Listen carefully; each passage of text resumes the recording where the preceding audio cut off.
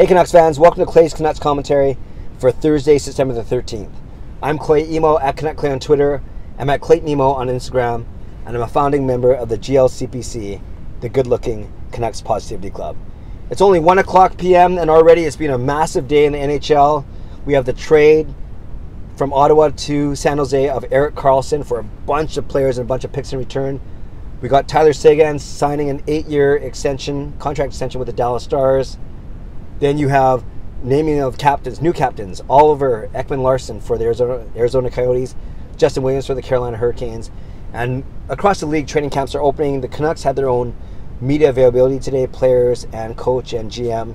And I'll talk about some of my insights and some of the things that came from that in tomorrow's video. For today, though, I want to recap through a couple stories and a couple, funny things that happened yesterday. My experience yesterday, an awesome experience, volunteering for the first time for the annual Jake Milford Charity Golf Invitational. So a golf tournament that the Vancouver Canucks put on every year named after the late and great Jake Milford, former GM of the Vancouver Canucks. So throughout the day, I got to meet dozens of players, staff members, coaches, whatever it may be.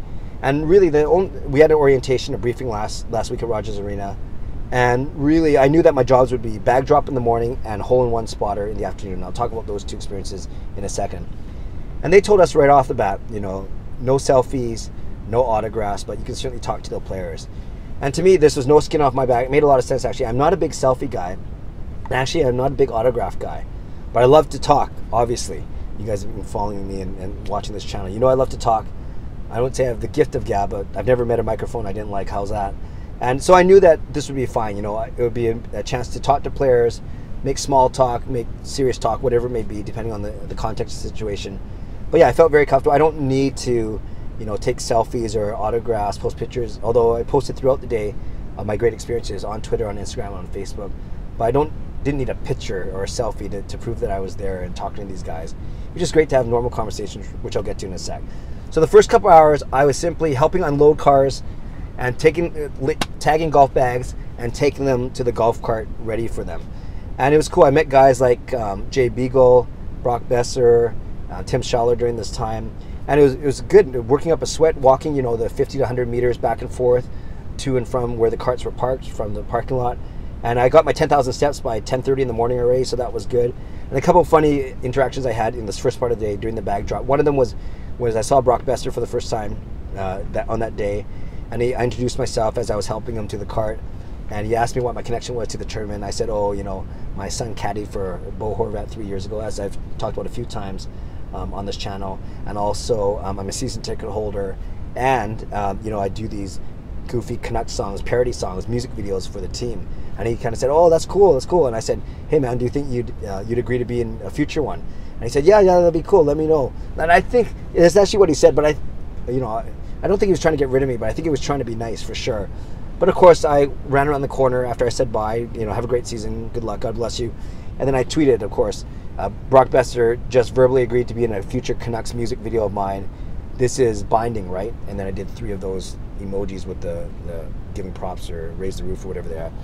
So I tweeted this, and then by the end of the day, I was trending on Twitter, according to TrendsMap, because of this, because the tweet got a lot of likes. I think people were just humoring me by pressing the like button because they actually thought it was funny or cool, or they think I'm hopeless, whatever it was. So that was kind of cool. The other funny experience I had was with Jay Beagle.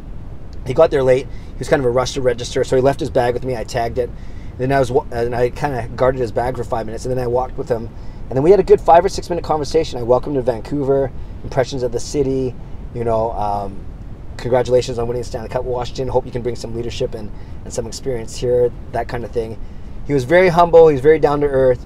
And I know a lot of people, kind of rag, it's not his fault, but rag Banning for the 4-year contract. But I really hope that he does well. And I'm hopeful that he does bring something, good to the team. So that's kind of cool. And then, so that was kind of my bag drop experience. Then we moved, just before we rode the cart to hole number 6, where we're going to be, I saw the media all-stars, Jason Botchford, Jeff Patterson, Kevin Woodley, Ben Kuzma, Patrick Johnson. And I just said hi really quickly, actually, because I was late to get to my ride to the hole. I just said, hey guys, how you doing? Nice to see you. And got high five, shake hands, and walked away. Then later I was exchanging messages with Jason Botchford, and he goes, I said, nice to see you this morning, albeit briefly, and he goes, yeah, you big-timed us, which was kind of funny that, but I know he's being tongue-in-cheek, but he basically accused me of big-timing them. I said, no, I had to rush to go, to go to my next thing, but it was kind of cool to see them, and nice to Botchford to acknowledge that at least I said hi, or it would be rude if he didn't acknowledge that I said hi. So we get a ride to our hole number 6 on the canal course. There's 2 courses at Northview in Surrey, and then me and my partner Cash, a nice young man who's volunteered before, our job was simple, to see if anyone got a hole-in-one, because if they did, they'd win $20,000 cash from $20,000 from one of the sponsors. And it was kind of funny that I was paired with a guy named Cash, and he was talking about $20,000 of cash or of prize money. So we had our own little shtick, our routine. Anytime players pulled up, got out of their carts, we would introduce ourselves, shake hands. Then I would say, Cash, tell them what they could win. And he'd say $20,000 for a hole-in-one. Then I would talk about the yardage to the pin, 159 yards, the slope of the green, pin placement, the wind, all that kind of stuff. Make myself sound really smart, but really I'm not really a good golfer. So, but I knew what was going on. I could see what was happening throughout the day. So no one on our hole hit a hole-in-one. Someone else did on the other course, and they won $20,000 from a different, same sponsor, but a different hole. So that was kind of cool.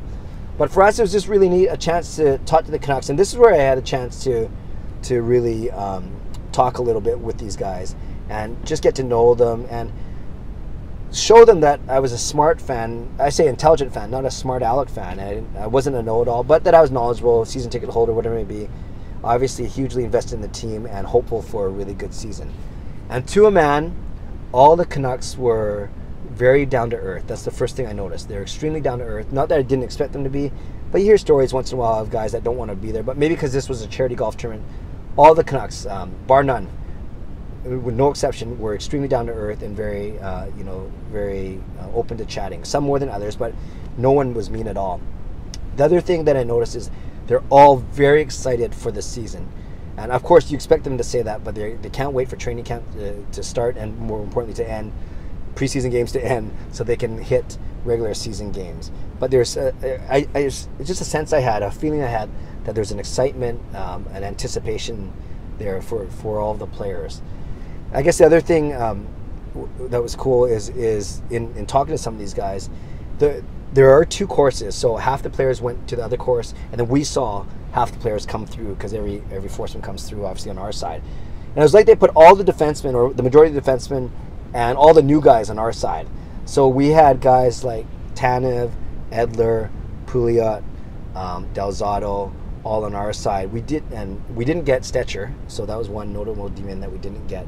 And then or Branson. And then on the other side, and we had Ben Hutton as well. And the other side, the forwards that I wanted to see, I didn't get to see. The big 3 were Bo, Brock, and Jake Virtanen. Sven Barchi also was on the other side. On our side, we had the 3 new guys: Schaller, Roussel, and Beagle, of course. And then we had guys like Brendan Leipzig was on our side, Brendan Gauntz, Marcus Granlund, and Louis Eriksson. So we did get some forwards on our side as well. So a few stories quickly I want to tell you about really quickly. Louis Eriksson was the first player to come through. He duffed his shot into the lake on the right side, or the moat, I should say. And then he said something in Swedish, but it was loud and fierce. And then I basically asked him, I didn't understand what you said, but I presume you were swearing, and he acknowledged that was the case. So that was kind of cool that Louis had fun that way. And I told Alex Edler and Jacob Markstrom that later as fellow Swedes, and they had a good chuckle of that. Guys that were really talkative, really nice. 4 in particular: Ben Hutton, Michael Delzato, Brandon Sutter, and Brendan Gauntz. Brendan Gauntz was really nice. He actually came and he acknowledged that it was going to be a tough training camp for him.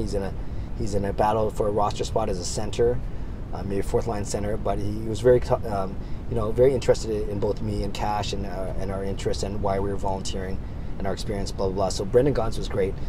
Ben Hutton was awesome. I reminded him, or he kind of looked like he recognized me, or maybe he was trying to be nice. And I reminded him that we worked on that goofy rap song, Christmas song, 3 years ago with the Canucks. So we had a good chuckle about that. He looks great. He looks lean, and he looks like he's ready to go. And he even said that he's looking forward to a bounce back season. So that was kind of cool to have that discussion with Hutton. Excuse me.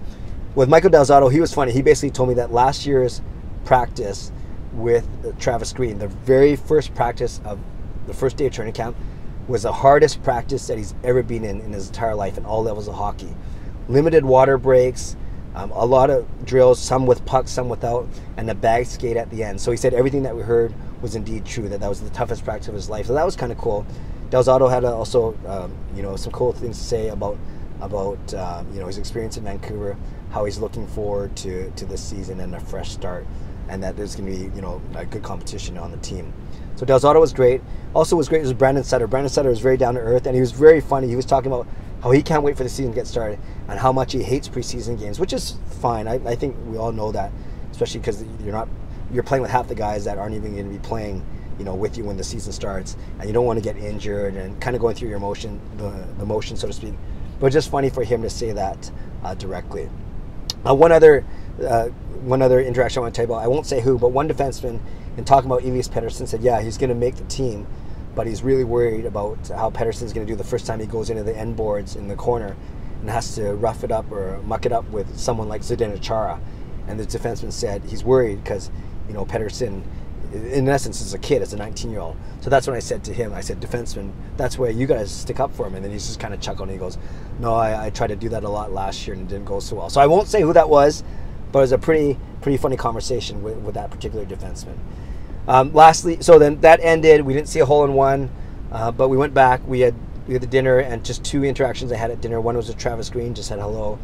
And the other one was with Bo Horvat. I got a chance to go over and congratulate him on his engagement. He actually lived next door to close family friends in Yaletown for a while. He's since moved, so we had a good chuckle about that.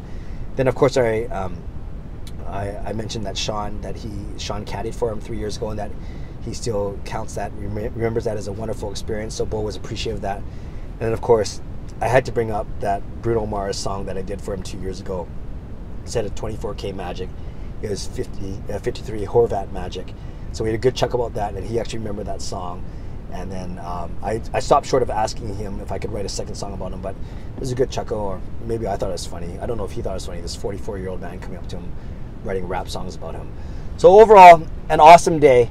No pictures with players per the Canucks request, but great conversations, probably 24 conversations with different players and coaching staff, and just a chance to be volunteering, in a place where I do a lot of work both in and outside my church in the Archdiocese, but volunteering for something that wasn't church related was also very good, just to learn about another organization and to meet some new volunteers as well. So we'll add this to my list of very positive Canucks experiences, and yet another reason why I'm such a big fan of this team. Very grateful for my friend Brent, who gave me this opportunity, introduced me to the volunteer coordinator, but most of all, a wonderful day. See the Canucks, really, as they explained it at their reception, it's the kickoff to their season as they start now, prepare for training camp, media day today, training camp in Whistler tomorrow, they go up there tonight, then preseason games starting on Tuesday already, ahead of our regular season kickoff, October 3rd, hosting Calgary Flames. I cannot wait. Thanks to the Vancouver Canucks organization for having me. Thanks to you for watching this. 14 minutes by the time I'm done. Hope you enjoyed some of those stories, gave you a bit of insight to some of the players and some of their personalities. Leave a comment below. Leave a reply or leave a comment. I love to read it, reply, and react as always. Maybe comment on any of those stories, or maybe put down what player would you have liked to interact with if you had a chance at a golf tourney. What player? What would you have asked that player? And just kind of, what sort of questions would you talk about with your favorite player or with the guy you want to ask for whatever reason? Leave that below, and I'd be interested in seeing your reaction to that. Subscribe to this channel if you haven't done so already. Give this video a like if you like what I'm doing. And it's been awesome. It was a great day. Back at work today, and tomorrow I'll have some insights as we look ahead to training camp. Some insights as to what the Canucks players and coaches and management said during today's media availability. Have a great day. God bless, and go Canucks go.